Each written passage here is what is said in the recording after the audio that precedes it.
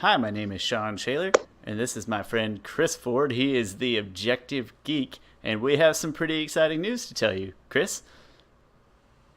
Yes, Shawn is pregnant. I'm kidding. Okay. How did you know? Just kidding. I'm not pregnant. My wife's No, pregnant. but in Don't be big, ridiculous. No, she's not pregnant either. I'm not trying to spoil any news here. No spoilers here in real life or of television shows. yes, but much bigger news. My legit dreams have been answered. We are getting a live action reboot of Avatar: The Last Airbender, and more importantly, it is specifically from the creators Michael DiMartino and Brian Konietzko. Right. It's not like M. Night Shyamalan come back to like, all right, let me have a mulligan and try this again in Yeah. a TV show form. So you'll Give me notice, another chance, guys. just one more chance. So you'll notice that I have a Dragon Prince image over here, and this is because we thought it was a little interesting that maybe 3 or 4 weeks ago, maybe even longer, you were telling me about these Kyoshi novels, and then somehow out of that, which are maybe next year, the year after, I can't remember what you said. I think you said 2019 on these novels Yes. about Avatar Kyoshi, two of them, and then you mentioned this show, The Dragon Prince, which is coming to Netflix, which is now on Netflix, and you and I have both finished binging through it and both very much enjoyed it. So we do actually have reviews as well. Don't watch mine, just watch Chris's. It's actually good. So go to the Objective Geek and watch his review of the show The Dragon Prince. And the reason that's important is because it is from the same sort of creative direction as Avatar: The Last Airbender. They're totally unrelated, totally different, but that's fine because when you watch it, it's still amazing. So go watch that. But it's just funny because in all that, we were hearing these rumors that like, hey, there's a live action Avatar coming. And we're like, that's not true. Like I could cut out if I wanted to, and I don't because I'm lazy, but if I wanted to, I could cut out a piece of us last week on the show being like, and those rumors are false. No, I still completely hold to those rumors.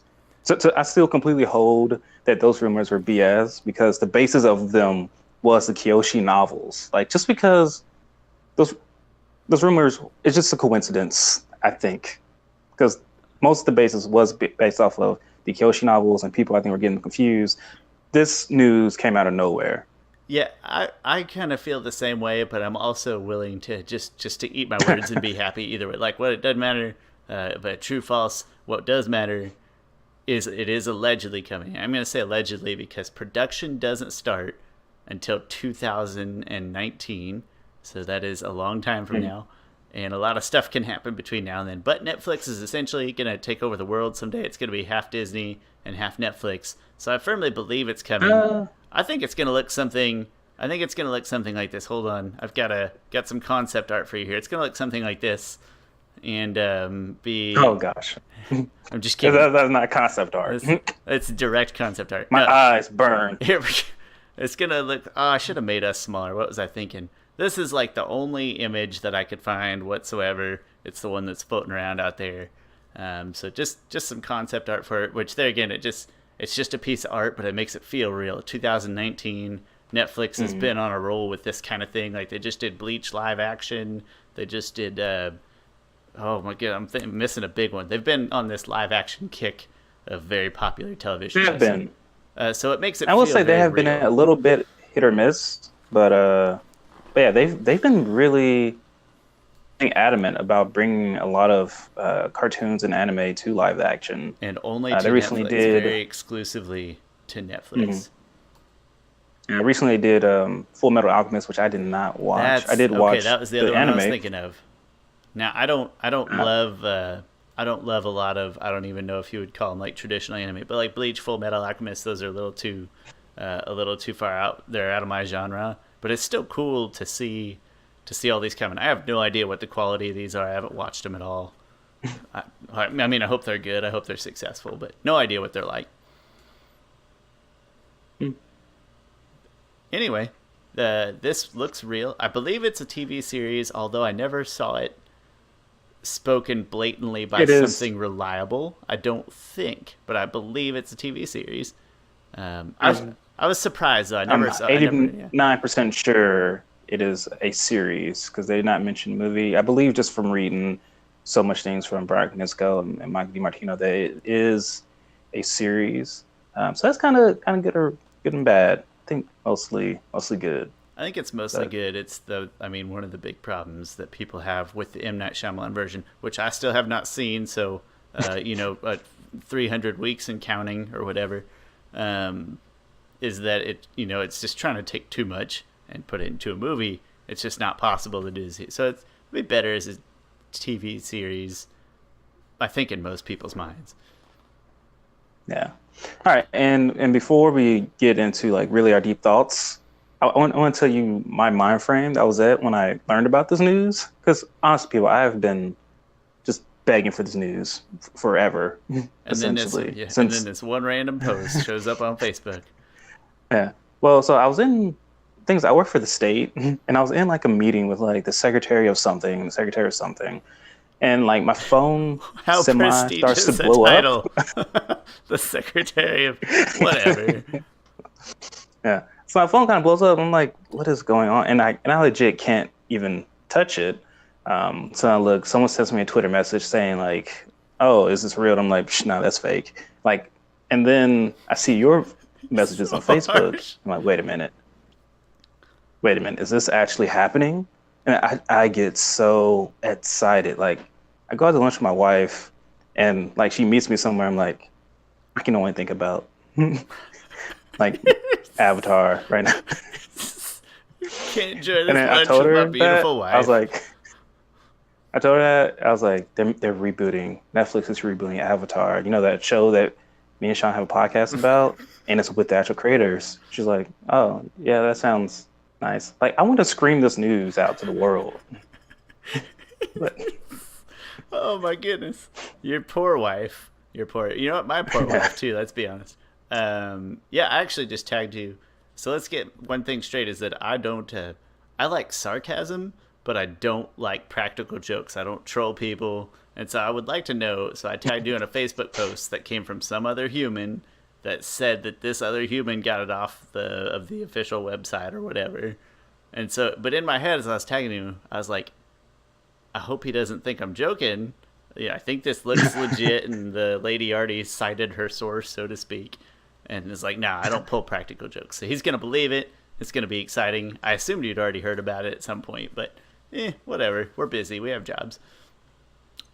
And yeah, I heard about it on Facebook, basically. Okay. All right. So I want to get into, I kind of want to go down our list of, I want to get to our list of pros to this. I think there is a list of cons also, and then just some thoughts. I have a list of random. I have a list of cons. I will confirm that. All right. I will. Let's start with the pros. Yeah, let's do the pros first. You first, though. First of all, the biggest takeaway from all of this is that Brian Konietzko and Michael DiMartino, the creators, are not only actively involved in this, but they are the showrunners. Essentially, in television shows, the showrunners is equivalent to like the directors in a movie. Like, no one really cares about the writer of a movie. Most people pay attention to the directors. When it comes to TV shows, a lot of people care about the writers and the showrunners, because they're essentially the main people that are driving this story along. And they're responsible for them. Like, that's their baby. They're responsible for everything. And so, even though in the Last Airbender movie they're credited as producers, that really meant nothing. And they really hated that whole experience. Like, I recently watched them do a special feature about the movie, and you could tell they were just like having to eat these words, like just these words are coming out of their mouths about speaking positively about the movie, and speaking somewhat harshly about the show was just eating them up. And they're like, yeah, the movie's going to, take it more seriously. And, honestly, the show's kind of a kid's show. But, like, you can tell that those were just some corporate words that someone told them to say so they can play nice and have their, name as producers on the movie. So it can have some kind of a blessing on there, essentially. Yeah, and they're like, hey, we definitely need you to sign off on this movie or the fans aren't going to like it. And then they're like, all right, whatever. And they're like, fine. The fans aren't going to like it. Yeah. We don't want our names on this movie. But they definitely, and you can tell they definitely hated that because what they, said in their release statement. Dang, I should have had it brought up. But real statement essentially says, "We're so glad that we can reimagine this story and tell it the way we always wanted to tell it, and imagine it in live action and give it the scope." And with which I get to another one of the pros and get to racially correctly cast these characters, which that's just a complete, make it non-whitewash, and that's just a complete rebuttal to the movie. That was a direct quote too. Was non-whitewashed, yes. I believe is what they said. Yeah, that was a direct quote. I'm surprised they didn't use the term race bending. That would have been appropriate. That sounds like the worst superpower of all. Yeah. But yeah, so my biggest pro is that the creators are not only attached and involved, but they are the sole people responsible for it. I'm gonna say, if you got a pro? Yeah, if you don't mind, if we go sort of a snake style here, back and forth, I would say the biggest pro is that I'm glad that Netflix is getting all of these highly exclusive, I don't want to call them properties, not they own the properties, but highly exclusive films and TV shows that are attractive to people, that's going to come with an automatic crowd. Just because ever since Disney started trying to take over the world, I've been very worried about, like, what are we gonna? I don't have cable. I just use streaming services and the internet. And so I was like, man, I'm not gonna be able to, like, even streaming services, are they gonna stay alive when Disney has all this stuff or whatever? Anything that Netflix can do to stay just sort of independently very strong as a competitor to whatever service Disney's gonna come out with that takes advantage of this insane amount of property they have now. And I know that's sort of a weird big picture pro. But the fact that they're doing stuff like this is a big deal. It's going to be very expensive, I would imagine. We hope it's very high quality. Hopefully there's a lot of stuff like this that keeps Netflix just independently very competitive. I guess that's better for all of us. No offense, Disney. Yeah, and I'm not going to go down a rabbit hole, but competition is great. Like, competition breeds growth. And it breeds diversity, not only you don't get complacent when there's competition. Not at all. And I think I probably took it maybe too dramatic, but that's the essence of the idea. As I said, I'm not anti-Disney, but let's be honest, they own a lot of property now, so something else got to rise up. But yeah, that'd be my biggest pro. I'm assuming you have more. How about you go with the con, and I'll go with another con. All right. So my biggest con is that I don't need to see everything live action. I don't necessarily like live action cartoons. Some of my favorite stuff. You know what? Let me change that. Most of my favorite stuff that is not sports is animated, and I'm totally fine with it. I have a great imagination.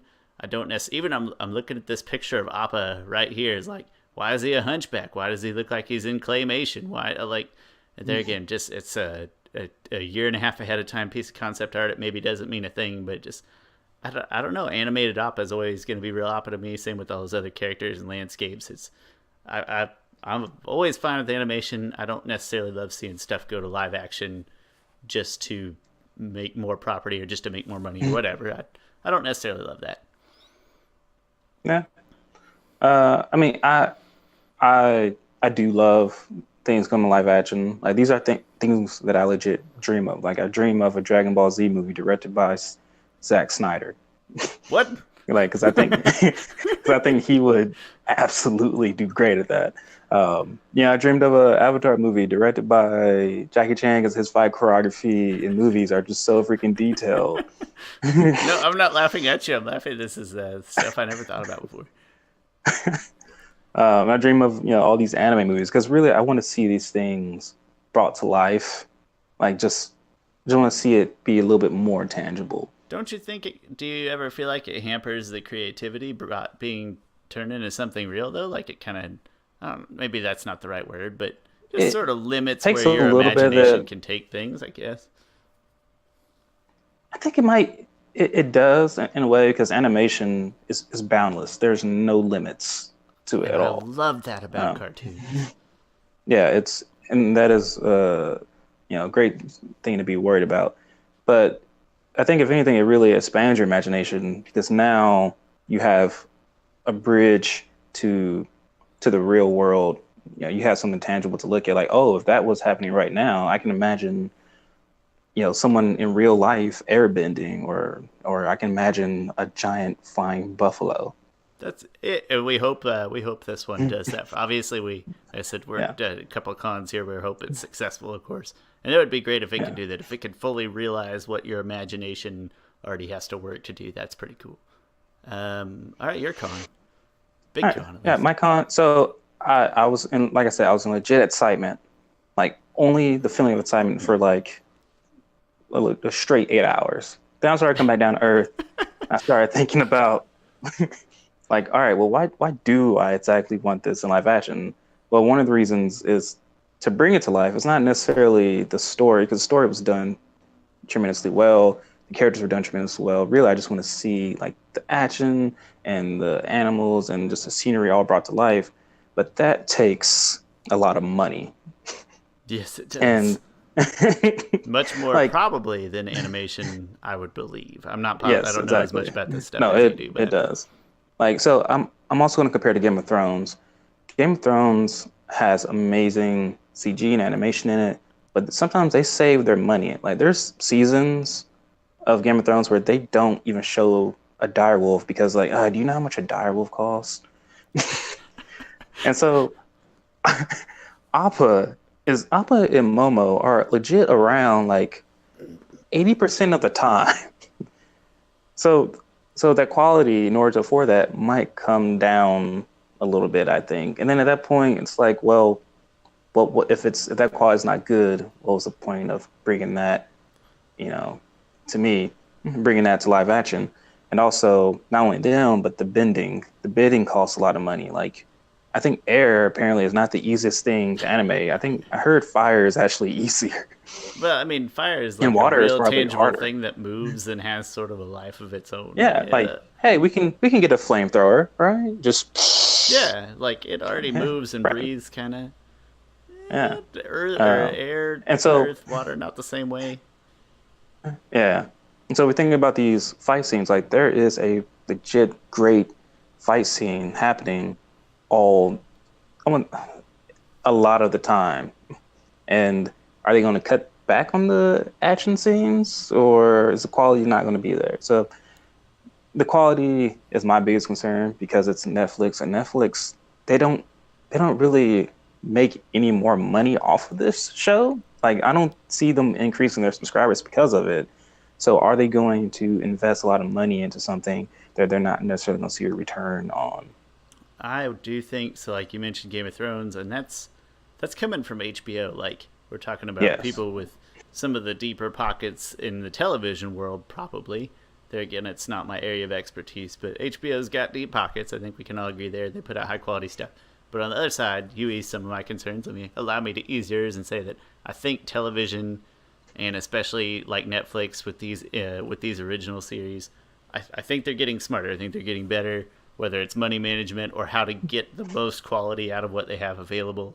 And I would even disagree a smidge to say, like, it's not that this is going to bring an overwhelming number of new Netflix subscriptions, but at least it's probably gosh, I don't know. I don't want to overblow it, but it is big enough that it's going to reach people and give positive feel and positive vibes. Like, maybe it is that thing that breaks the straw and forces you to get or convinces somebody else to buy their own Netflix or whatever. Like, I could see it reaching enough people in that way to make a small difference. Yeah. All right. So that's another con. That's one con for me. The other pro, I think, is that this is going to be a series, and there's going to be multiple episodes.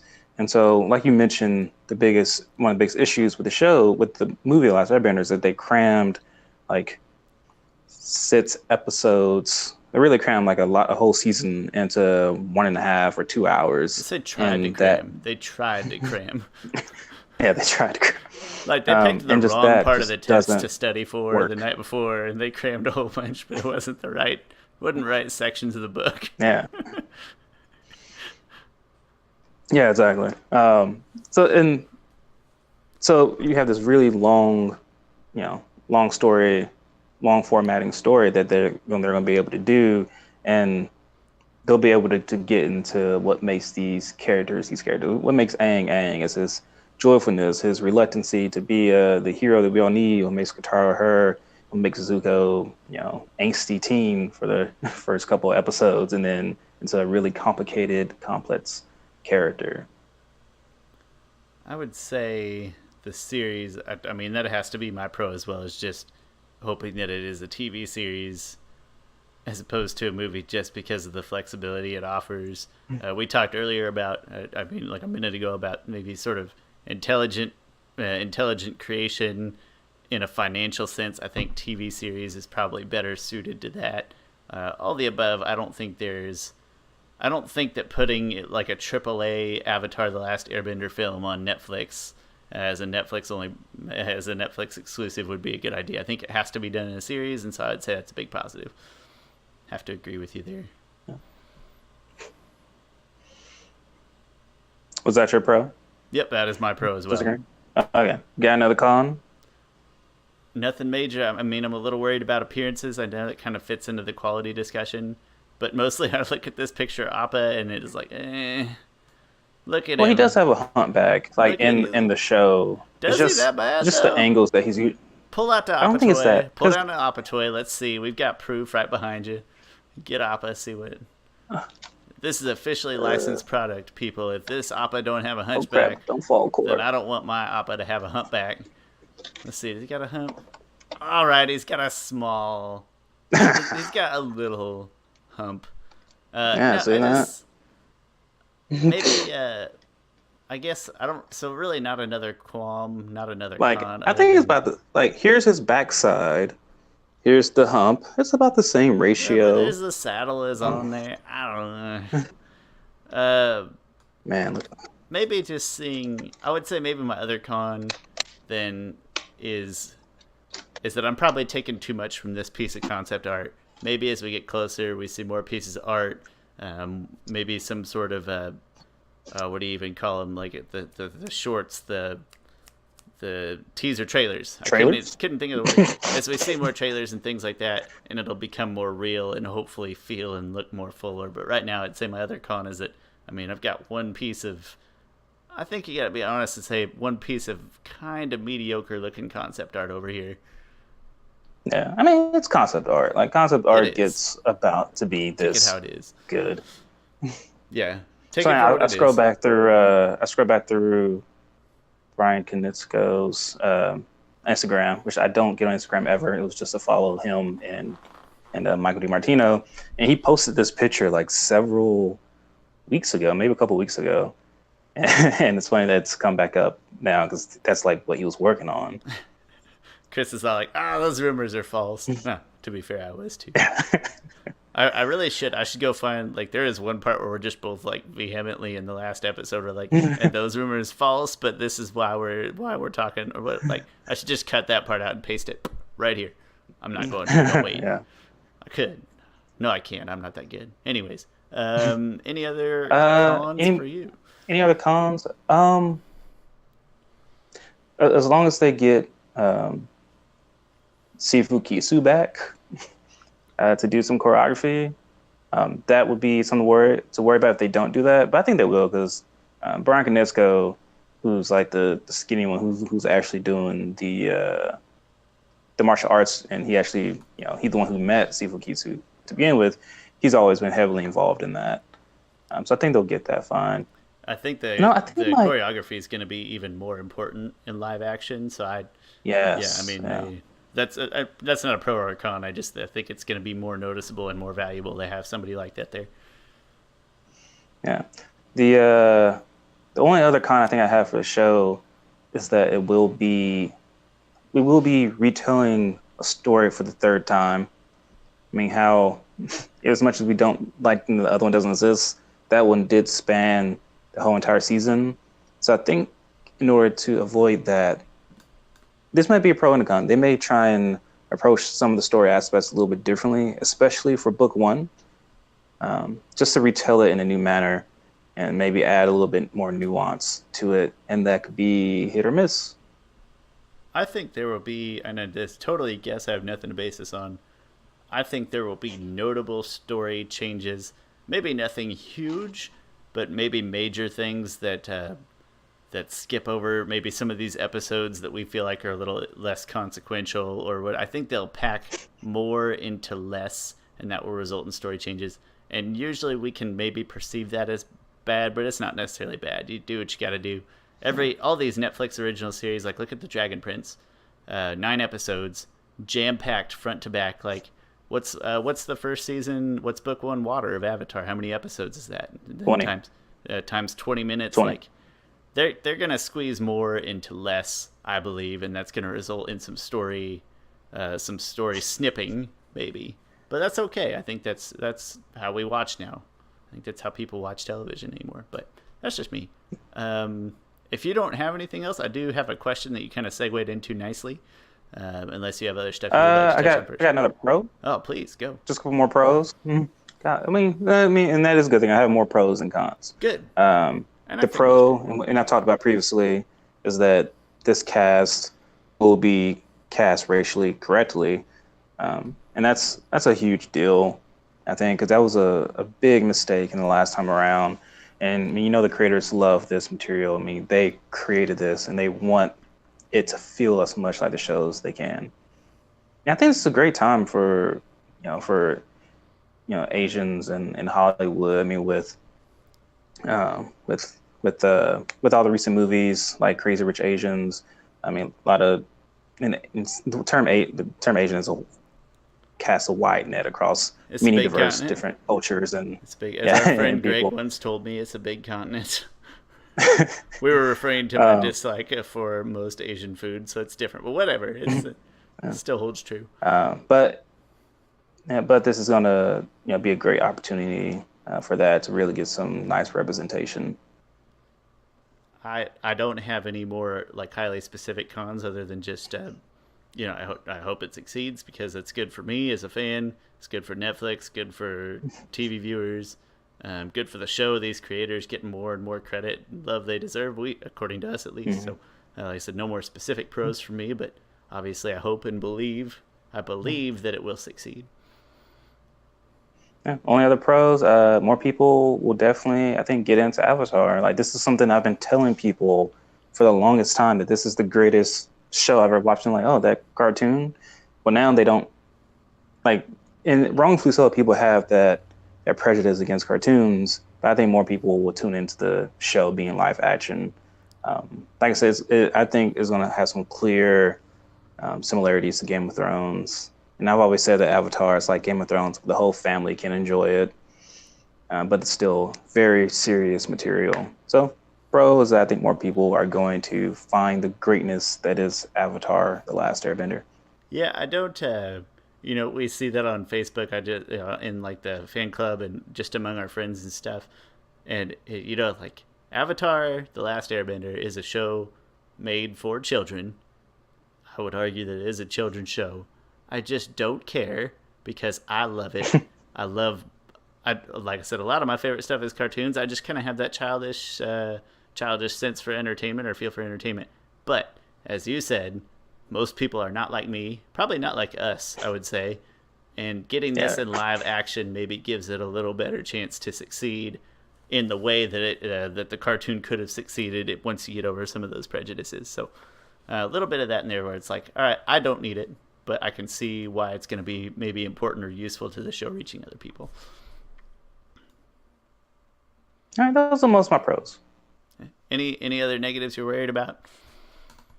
Nah, not really. Nothing out of the ordinary. I mean, it's a long ways out. Like I said, we got to see a little more. We're working off of an article and one debatable quality picture of Appa here. One really good pro, Jeremy Zuckerman, who is the composer of the original series. He is coming back for the show. So I'm really excited about that because the music in Avatar is great, and I'm really glad to have him back. And it will most likely be larger sounding and more grand, I would imagine. I think the only reason I bring this up is because my favorite video game is Dragon Quest VIII. My recent favorite video game is Dragon Quest XI. These things happen about 13 years apart. The timeline's kind of roughly the same. And it is amazing just how much bigger and better this music sounds on the most recent game. It's like 10 years doesn't sound like a lot, but when you hear this stuff or when you see these visuals, I think it's gonna be a strong positive for everybody.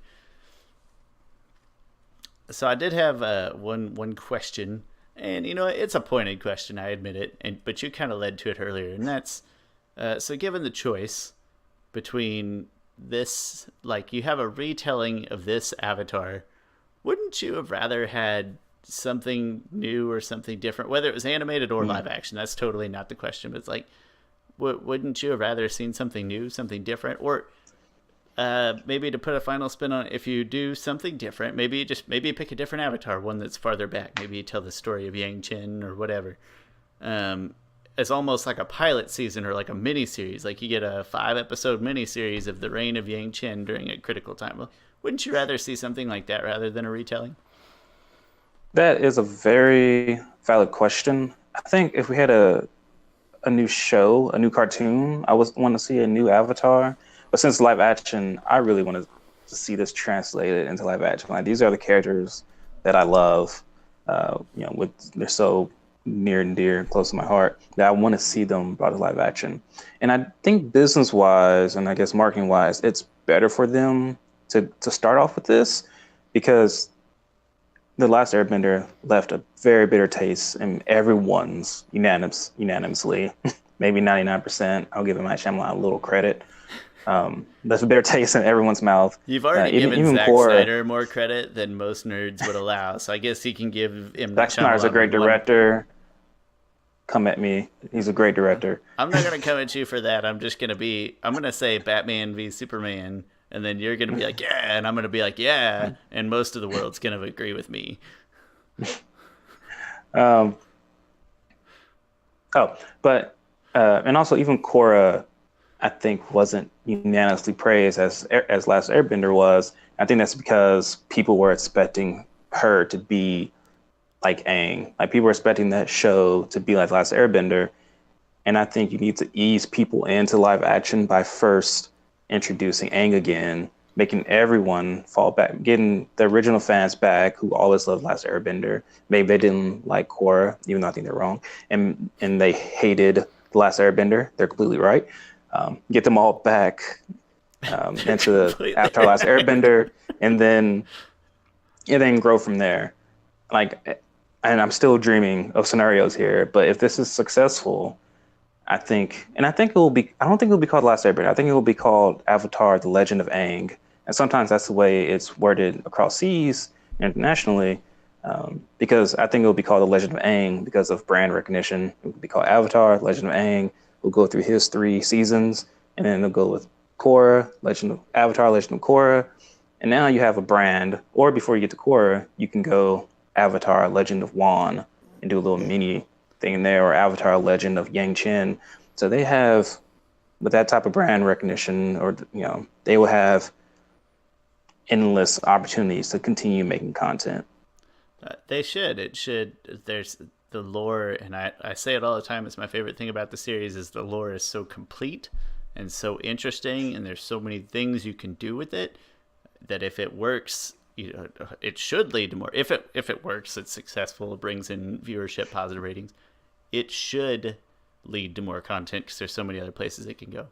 A small part of me wants to be like, hey, well, I mentioned like getting a taste, getting like a sample of something new, and a small part of me wants to believe that, like, hey, that's what the Dragon Prince is. It's something totally different, but it feels similar or whatever. But then the more and more I think about it, it doesn't. It just doesn't. It is totally. Not just that they're unrelated. It feels like if you didn't tell me that they were related, but you convinced me to go watch The Dragon Prince, I would have absolutely loved the show. I'd have been like, hey, that's Sokka's voice, and not cared about any other connections there. And it would have just been a great, fantastic show that I enjoyed watching or whatever. So, like I said, I would have loved to see some kind of mini series of maybe it's like sort of like Korra. The first season of Korra was almost like a pilot season in a way. Like it stands alone from other parts of Korra. I wouldn't have minded seeing something like that, but who's to say this won't be that? Maybe it is going to be one season that does kind of stand alone from the rest of the story somehow. We don't know. We have no idea. Maybe it will be. Final thoughts at all? I am over the moon excited about this. I can't wait. I have a little bit of concerns, but it is in the best hands possible, and I am, like I said, I am excited. If they can't make it work, nobody can. And I can tell you're excited because we just talked for 35 minutes. 35 minutes about, let's be honest here, the amount of content we have to go off of is this picture. I can't stress that enough. We have this image, and that's all we have, like, content-wise, and we just spent 35 minutes talking about it. So I would say there's a fair amount of excitement. Obviously, we have a whole podcast dedicated to this kind of stuff. So anyway, hey, this is a great idea. Exciting news. I'm glad you're excited. Looking forward to it. We'll have to maybe, if any time like a trailer or something pops up, maybe we'll have another discussion about it. Yes, we we'll should. review it. Let's. We'll have to. We should do one of those live action reviews that people do on YouTube. I don't know how to do that though. I do know how to do it. I don't know if my internet is good enough to do it well. We'll see where we're at when the time comes. Maybe I'll be in a better place. But yeah, it'd be cool to be like, all right, we're gonna watch this trailer live together as soon as it comes up, and we give the instant reviews, and that'd be kind of fun. In the meantime, thanks for. Also, when it comes out, I think I'm gonna take the day off and I'm gonna binge watch it. The trailer? No, not the trailer. When I was talking about the trailer. All right, enjoy your day off for 30 seconds of a trailer. Whatever. I'm not here to judge.